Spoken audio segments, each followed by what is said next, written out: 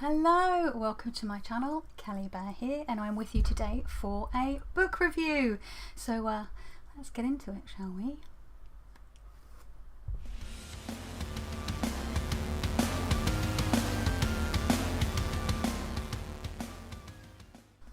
Did you see I did something a little bit different there? I did the intro to the video and then I put in my usual animated intro. I'm just trying something a little different, just see how that feels, make it a little bit more professional. I don't know, I keep things pretty punk around here, which is how I like it, but yeah, I just thought I'd try something different. So yeah, as you will see, and as I had said right at the top of the video, I'm doing a book review, and book reviews are not something that I've really done on this channel just generally, and now I'm coming at you with my second book review in a number of weeks, because I think it was last month, I think it was in July, I did a review of Jack Chanak's Tarot for Real Life, which I really love, and I've finished a book earlier this week that I really love, and I've been excited to do a review of it because I want people to know about it, and I'm sure many of you actually might have already heard of it, honestly, but I just thought, you know, I just want to talk about it because I just thought it was a really cool book. And as you will see from the title, it is Cunning Words by Marshall, the Witch of Southern Light. The full title is Cunning Words, a Grimoire of Tales and Magic. I have just the paperback print-on-demand version. I would have loved the sort of a full colour hardback, but my budget does not extend to that. Unfortunately, it would have been nice though, but maybe one day we will see. So first of all, a little bit about Marshall. Marshall is a practicing witch.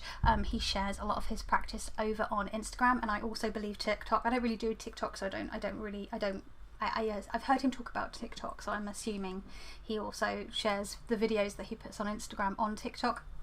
Yeah, no, I do. I think I've clicked through sometimes on his Twitter account and it's gone through to TikTok and I've watched a video. So yeah, and he is one half HALF of the Southern Bramble podcast, which I love and have spoken about in the past as well. I've recommended it in my monthly faves, and that is, I'm gonna sneeze, bloody hay fever, hold on. Okay, I think I'm done sneezing. So yeah, he does a podcast with Austin Fuller, who is Bane X Bramble, hence the Bramble part of the podcast title, and Marshall is the Witch of Southern Lights. You get Southern Brambles, that's how they came up with their name. And if you have not listened to that podcast, but you really enjoy listening to podcasts or listening to witchy stuff, I really recommend it. I just think it's just really fun and interesting, and they get good guests on, but even when it's just them chatting, it's a blast. They did a Halloween special last year that just blew my mind. It was wonderful. I really enjoyed it. So that's Marshall. I believe, well, go read about him. He's an interesting guy. So this book he's very upfront about saying, and he's spoken about this on his podcast in interviews that I've listened to him in. He was inspired by folks like Gemma Gary, Roger J. Horn, Nigel Pennock, Keldon, who wrote The Crooked Path and The Witch's Sabbat, which I think came out last year, and chaos magic. He practices chaos magic as well, and so he's woven all of that into his own personal story, his own personal narrative, his own personal type of magic.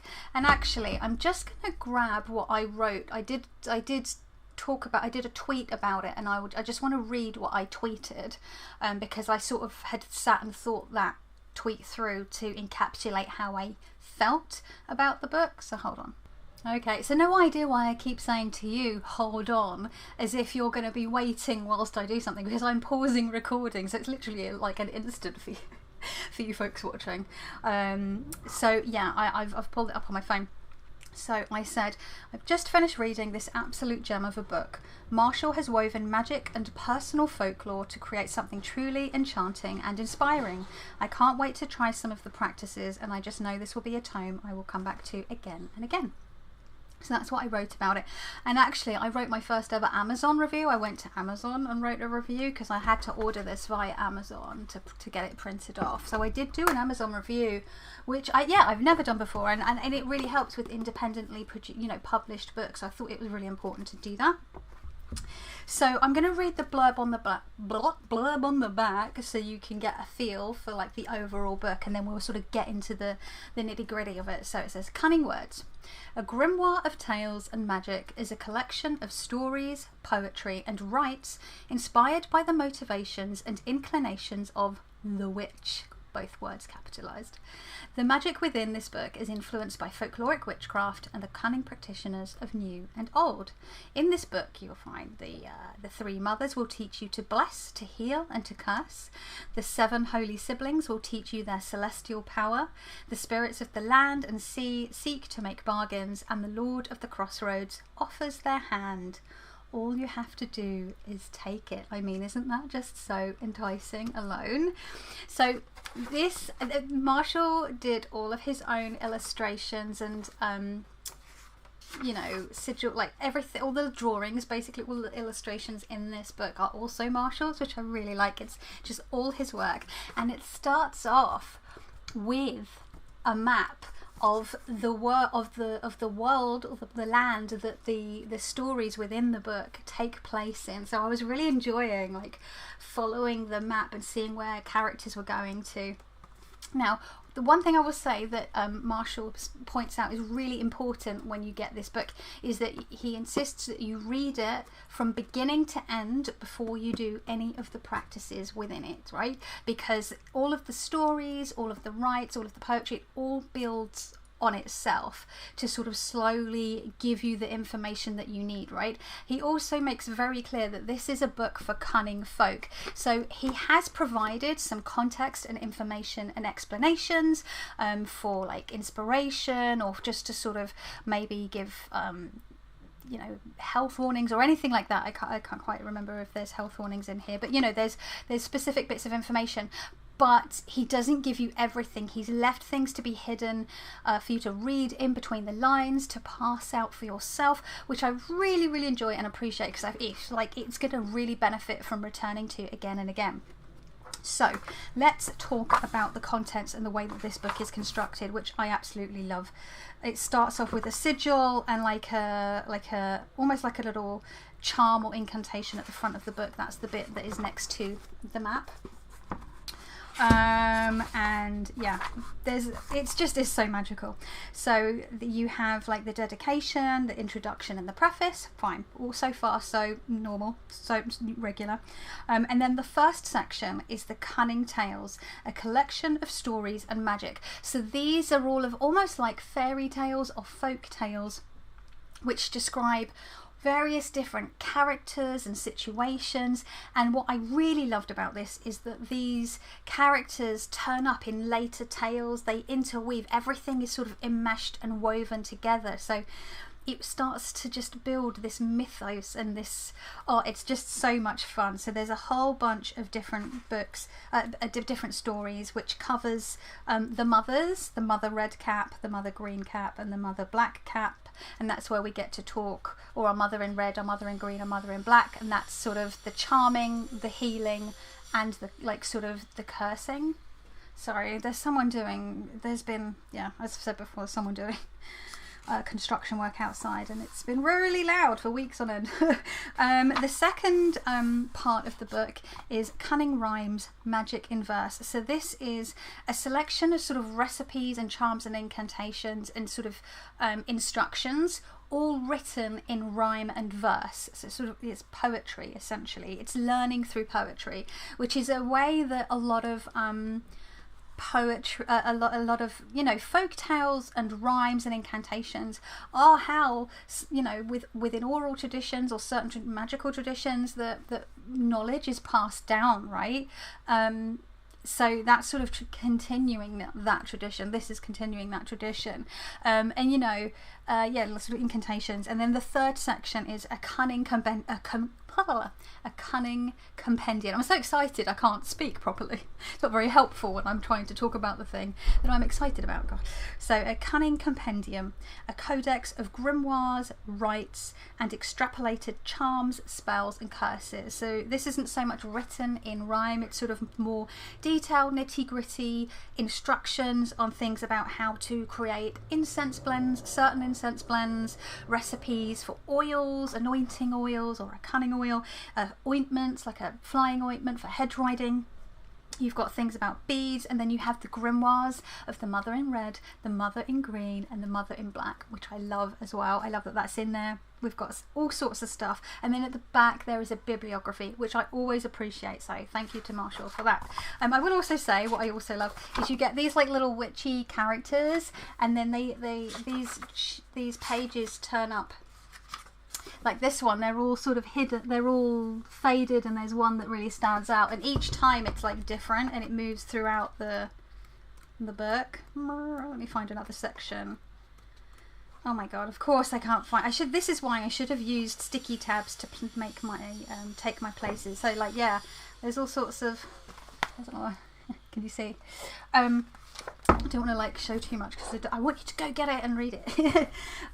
So that's the sort of the general structure of the book, and I really liked it, and it works really, really well. It puts me in mind a little bit of Roger J. Horne's Traditional Witchcraft, which has sort of, you know, a section that has like chants and incantations, and a section that's more sort of grimoiric.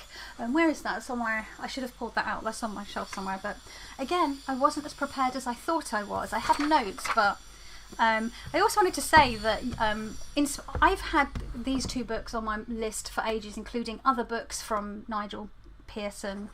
Did I say Nigel Pennock? I thought I... Maybe did he say, I can't remember if Marshall said he was inspired by Nigel Pearson or Nigel Pennock.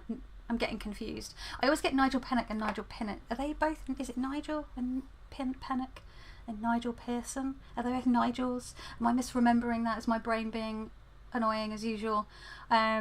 Either way, I think they're both magical, but I think it was Treading the Mill that Austin, that Marshall was saying what he was inspired by. I think I misspoke earlier, apologies. But yeah, these books, along with other books by Gemma Gary and Pearson, and have been on my wish list for ages, and actually buying this, because I bought this, I'd wanted this since I heard Marshall talking about it on the Southern Bramble podcast, and I put it on my list. I'm going to have to pause and just, I'm sorry.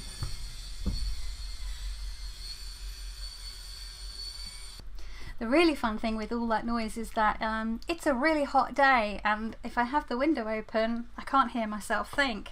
And if I have the window closed, I can't hear that, but then I sweat my tits off, so that's fun.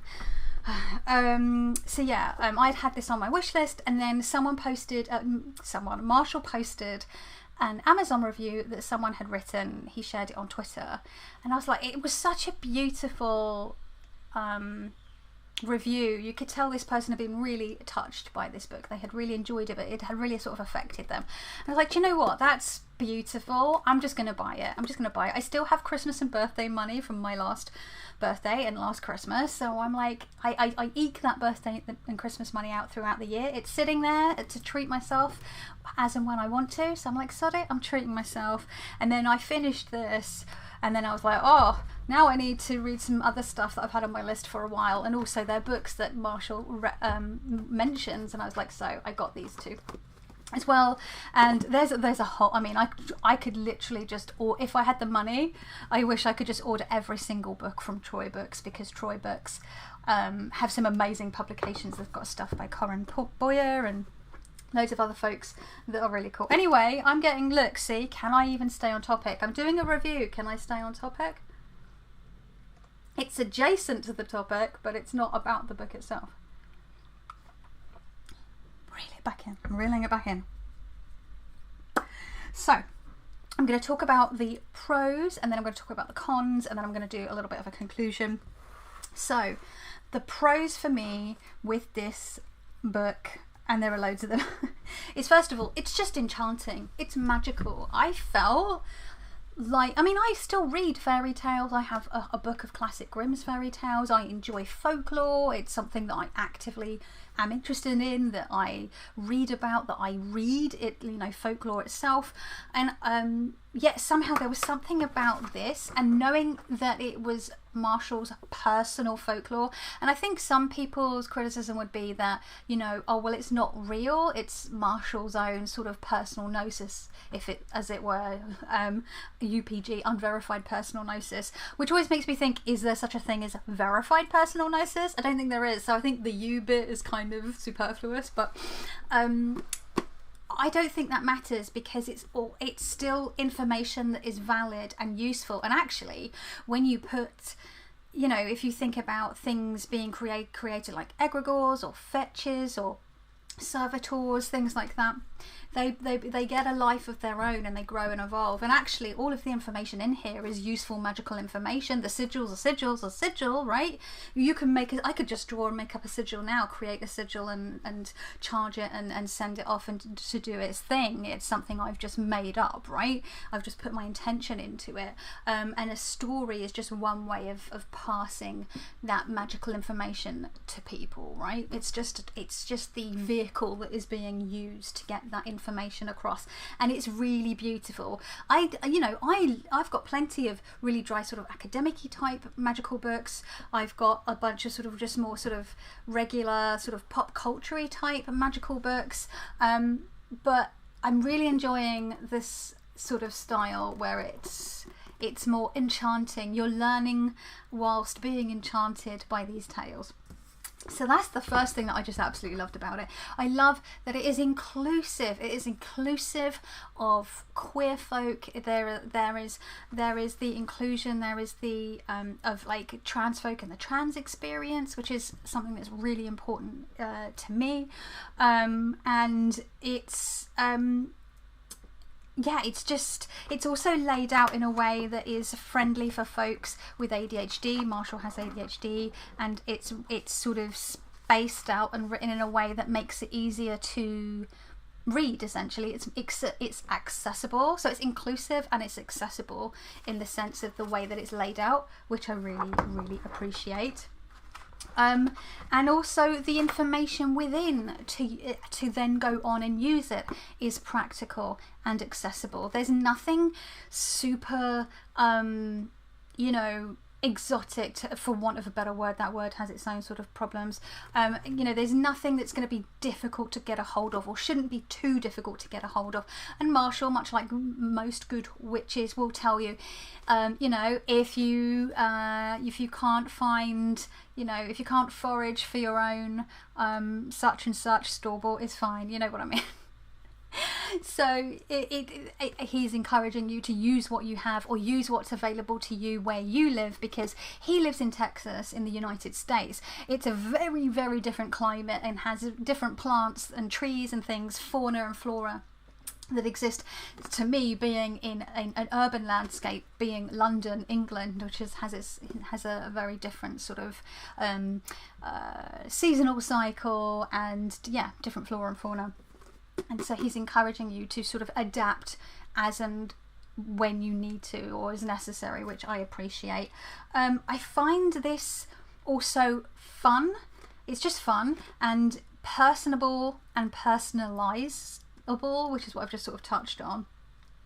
I like the illustrations, as I've mentioned, and like I said, the further reading is the bibliography you've got. I just appreciate it when folks put a bit of bibliography in, because I want to see what what they've read and where they're getting some of their information from. And some of these books I have read, some of these books are on my list, and some of them I'm part way through, because I'm a chronic starter of books, but I can finish them sometimes years later.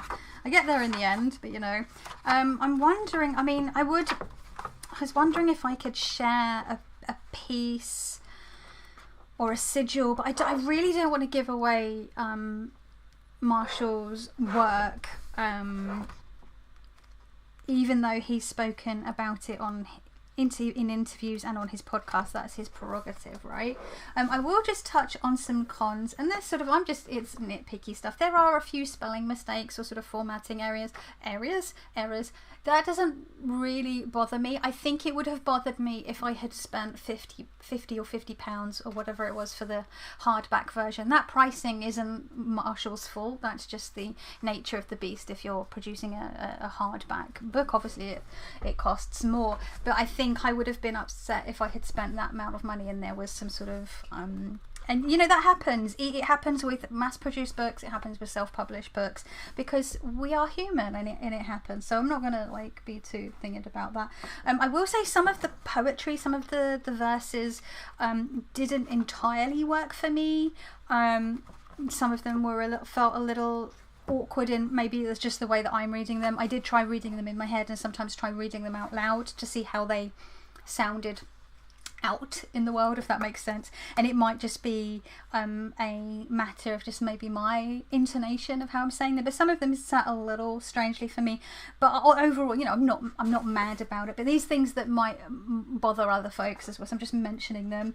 There are author's notes at the end of the tales, each of the stories, and like I said, there's some of the author's notes will talk about where the inspiration for that tale came from. There might be some information about other bits that Marshall thought is important, or there might be a little bit of explanation.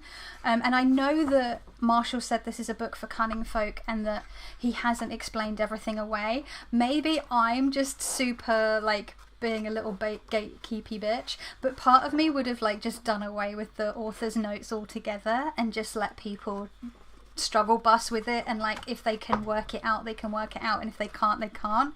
But maybe that's me just being a little like bee. And again, I'm not mad about the author's notes. I actually enjoyed getting, you know, Marshall's like extra information, but you know, maybe. Yeah, but on the same, I wouldn't have been mad if they weren't there, is my point. It's not so much of a con of the book as you know, if it hadn't have been there, I wouldn't have been mad. And part of me is like it's not spoon feeding by any stretch of the imagination, but I don't know, I'm not articulating that point very well, so I'll just move on from it because I can't. I just throw us in at the deep end, it's fine, I think is probably the best way to sum it up. But you know, so in conclusion, I would say I love this book. I will be going back to this. It finally got me to pull my bloody finger out and pick up the black toad, which I've wanted for ages.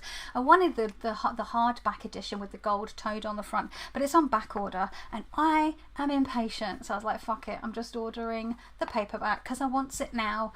And then I got Treading the Mill by Nigel G. Pearson, and so again, there are books by both of these authors published by Troy Books that I really, really want. But yeah, it made me finally like get in. I've very obviously moved on from all of my tarot books that I've been reading at the top of the year. It was all Tarot de Marseille, then it was Rider-Waite-Smith, and I've shifted into witch mode, which is how I tend to just sort of study and practice. I sort of move in cycles, and now I'm in the witch cycle right now.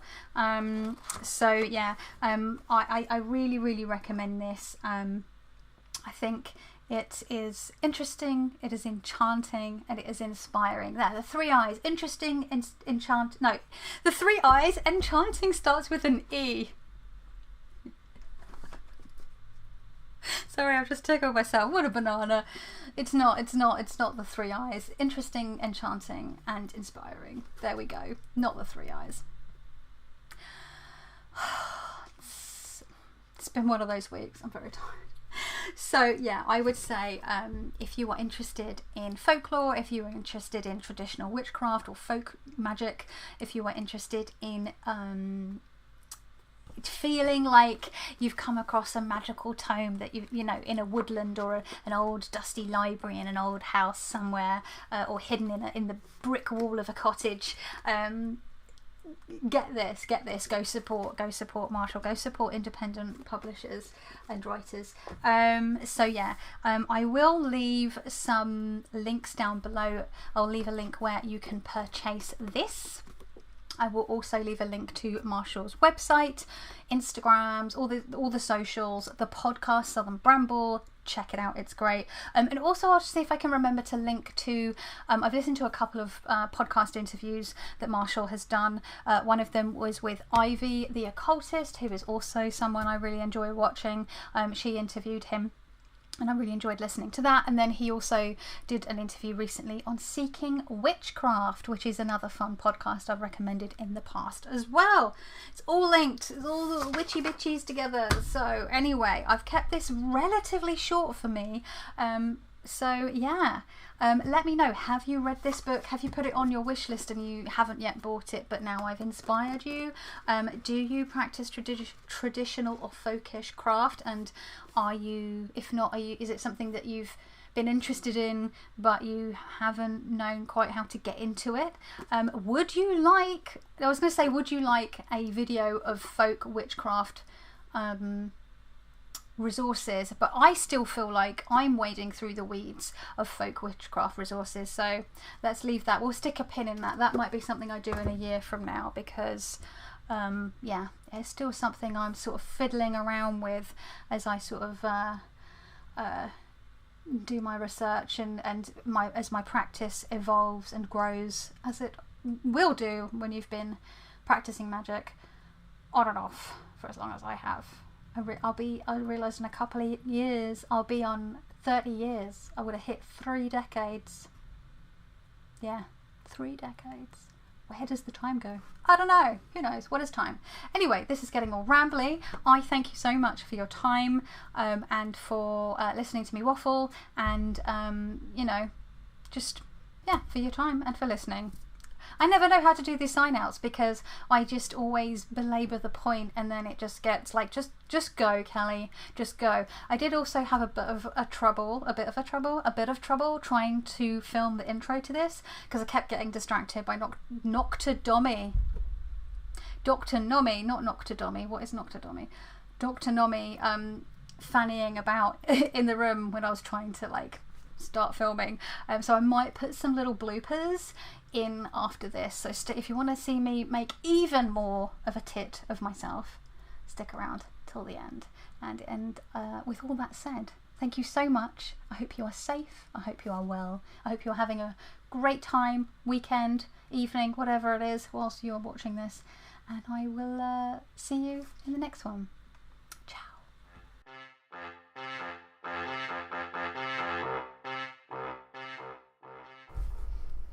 Hello, welcome to my channel, Kelly Bear here, and I am with you today, as you will see from the title. Oh, Doctor, what? Oh, what?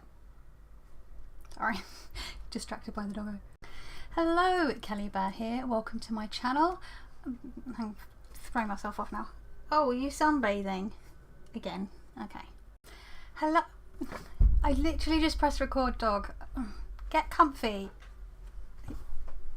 Okay. I have to start again now. Hello, Kelly Bear here. Welcome to my channel.